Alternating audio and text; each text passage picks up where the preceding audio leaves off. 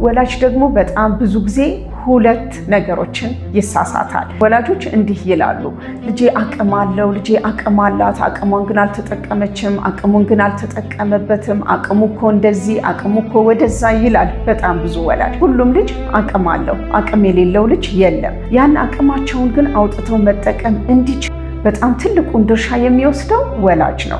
የመጀመሪያው ነገር አቅም አለህ፣ አቅም አለሽ ይላል እንጂ ያ አቅማቸው ምን እንደሆነ ቆጥሮ ዘርዝሮ አንድ በአንድ ለልጁ መናገር አይችልም። ለምሳሌ አንተ እኮ የማስረዳት አቅም አለ፣ አንቺ እኮ የመጨረስ አቅም አለሽ፣ አንተ እኮ ነገሮችን የማስተካከል አቅም አለ፣ አንቺ እኮ ጊዜ አጠቃቀም ትችያለሽ።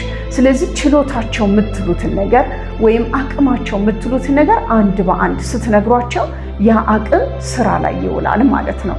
ሁለተኛው ወላጅ ብዙ ጊዜ ሚስ የሚያደርገው ደግሞ ድክመታቸው ላይ፣ ስህተታቸው ላይ፣ ኤክሳቸው ላይ ትኩረት ያደርጋል። እዛ ሲሆን ደግሞ ልጆች ፍራስትሬት ያደርጋሉ።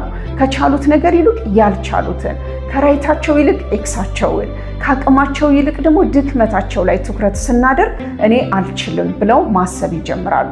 በእነዚህ ሁለት ዋና ምክንያቶች ልጆች አቅማቸውን እንዳይጠቀሙ እኛ ወላጆች ምክንያት እንሆናለን ማለት ነው። ስለዚህ ይህንን እንድታዩት ፈልጋለሁ።